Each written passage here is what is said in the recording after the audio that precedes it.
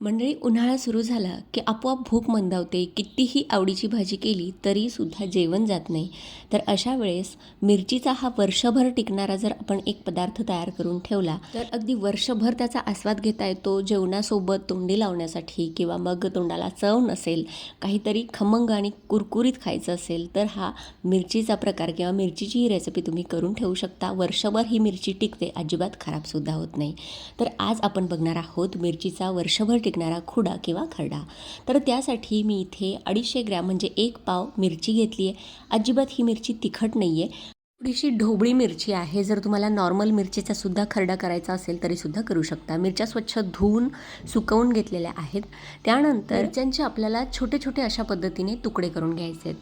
तर खूपच ही मिरची आतमध्ये याच्या बिया ज्या आहेत त्या तिखट असल्यामुळे मी इथे कैचीने कापून घेते आहे. सुरीच्या साह्याने सुद्धा तुम्ही लांबट आकारात किंवा मग मी जशा भेंडीसारख्या कापल्यात तशासुद्धा या मिरच्या कापू शकता. आता या मिरचीला लावण्यासाठी वरचा जो मसाला आहे तो तयार करण्यासाठी मी इथे अर्धी वाटी घेतली आहे उडदाची डाळ. तर ही काळ्या रंगाची जी आपली उडदाची डाळ असते ती नाही आहे, तर याची साल काढलेली ही डाळ आहे. डाळीला बऱ्याचदा पावडर वगैरे लावलेली असते आणि आपल्याला इथे धुणंही शक्य नाही आहे, कारण ही डाळ लगेचच चिकट होते. त्यामुळे आपण अशा पद्धतीने ही एका कापडावरती स्वच्छ पुसून घेणार आहोत. आता ही जी उडदाची डाळ किंवा उडद डाळ आहे ती आपल्याला एका वाटीमध्ये काढून घ्यायची आणि या मिरचीला लागणारा जो सुका कोरडा मसाला आहे तो आता आपण तयार करून घेणार आहोत. गॅसवरती कढई ठेवली आहे, त्यामध्ये 2 चमचे अख्खे धणे, 1 चमचा भरून मी जिरं घातले. मस्त मंद गॅसवरती 2 मिनटं आपण याला परतून घेऊया. छान खमंग सुवास येतोय. लगेचच एका प्लेटमध्ये काढून घेऊया. त्यासोबतच आपण आत्ता जी पुसून घेतलेली उडदाची डाळ आहे अर्धी वाटी आणि 2 चमचे इथे मी घेतलेला आहे पंढरपुरी चणा डाळ, जी आपल्या प्रसादामध्ये असते किंवा डाळवंसुद्धा याला म्हणतात. गॅस बंद करूनच आपण आता गरम कढईमध्ये फक्त हलकं याला रोस्ट करून घेणार आहोत. डाळी भाजण्याची गरज नाही आहे, फक्त गरम कढईमध्ये आपल्याला हे ठेवून द्यायचं आहे.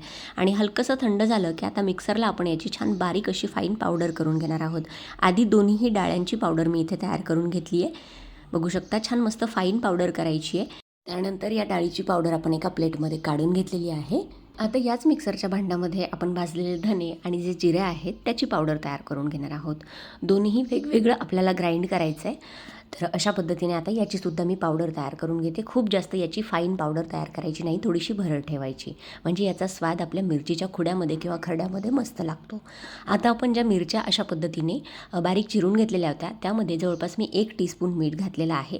मीठ खूप जास्त घालायचं नाही, नंतर हा पदार्थ खारट होऊ शकतो. त्यानंतर आपण धने आणि भाजलेले जे जिरे आहे त्याची पावडर घातलेली आहे. अर्धा टीस्पून हिंग घातलेला आहे. व्यवस्थित हे सगळे सुके कोरडे मसाले आपण मिरचीला अशा पद्धतीने घोळवून घेणार आहोत, मिरचीला लावून घेणार आहोत. मिरचीचे जर तुम्हाला असे गोल तुकडे करायचे नसतील तर लांबट आकारात सुद्धा तुम्ही मिरच्या इथे कापून तयार करून घेऊ शकता. त्यानंतर मी इथे 1 लिंबू घेतलेला आहे. मस्त आंबट तिखट असा छान फ्लेवर येतो या मिरचीला. तर लिंबाचा रस आपल्याला या मिरचीवरती अशा पद्धतीने पिळून घ्यायचा आहे. बिया काढून घेतलेल्या आहेत. अजून एकदा लिंबाचा रस पूर्ण मिरचीला मिक्स करून घेणार आहोत. त्यानंतर आपण जे डाळीचं पीठ इथे काढून घेतलं आहे ना मिक्सरला, उडदाच्या डाळीचं आणि डाळव्याचं, ते अशा पद्धतीने चाळणीने चाळून आपल्याला या मिरचीवरती घालायचं आहे. म्हणजे सगळ्या मिरचीला अशा पद्धतीने हे छान कोट होतं आणि अजिबात पीठ आपलं एकीकडे गेलं आहे किंवा मिरचीला पीठच लागलेलं नाही आहे, मसाला लागलेला नाही आहे असं होत नाही. अशा पद्धतीने चाळणीने आपण जवळपास अर्धी वाटी डाळीचं पीठ जे आहे ते या मिरचीला लावून घेतलेलं आहे. आणि लिंबाचा रस आपण याच्यामध्ये घातलेला असल्यामुळे छान हे डाळीचं पीठ आणि सगळे सुके मसाले या मिरचीला चिकटतात आणि अजिबात आपली मिरची जी आहे ती कोरडी होत नाही किंवा मसाला गळून पडलाय असंही होत नाही. आता आपल्याला ही खुडा जी मिरची आहे ती 2 दिवसासाठी कडकडीत उन्हात वाळून घ्यायची आहे, सुकवून घ्यायची आहे. ऊन कमी जास्त असेल तर 2-3 दिवस 4 दिवस सुद्धा लागू शकतात. मी 2 दिवस उन्हामध्ये वाळवून घेते. 2 दिवस कंटिन्यू उन्हात ठेवल्यानंतर कडकडीत आपला हा मिरचीचा खुडा किंवा खरडा इथे सुकलेला आहे, वाळलेला आहे बघू शकता.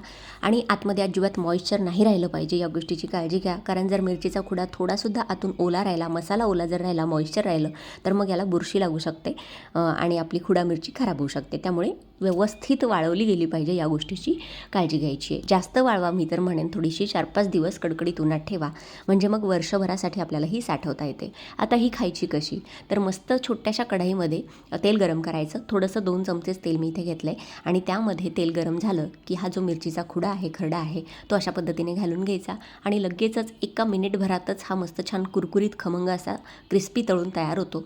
काढून घ्यायचा. तुम्ही मस्त गरमागरम खिचडीबरोबर त्यामध्ये कुस्करून हा खुडा खाऊ शकता किंवा मग वरण भात असेल, वरण भात तुपासोबत कुस्करून हा खुडा मस्त लागतो. तोंडाला चव येते. तोंडी लावण्याला काहीतरी चटणी वगैरे नको असेल, उन्हाळ्यात काहीतरी खाण्याची इच्छा नसेल तर भाजीच्या ऐवजीसुद्धा तुम्ही हा खरडा मस्त कुस्करून याच्यामध्ये दही घालूनसुद्धा खाऊ शकता. अप्रतिम लागतो. पोळीबरोबर, भाताबरोबर, कशाही बरोबर खाऊ शकता. तर ही अशी वर्षभर टिकणाऱ्या मिरचीच्या खुड्याची किंवा खरड्याची रेसिपी तुम्हाला कशी वाटली मंडळी, मला कमेंट करून नक्की सांगा. आणि आजचा व्हिडिओ, आजची रेसिपी जर तुम्हाला मनापासून आवडली असेल तर मनापासून या व्हिडिओला लाईक करा, शेअर करा आणि असेच नवनवीन व्हिडिओज आपल्या चॅनलवरती बघण्यासाठी चविष्ट महाराष्ट्र या आपल्या मराठी यूट्यूब चॅनलला सबस्क्राईब करायला सुद्धा विसरू नका. चला भेटूया अशाच एखाद्या नवीन व्हिडिओसोबत किंवा एखाद्या हटके रेसिपीसोबत. तोपर्यंत धन्यवाद. Thanks for watching. Take care. Bye bye.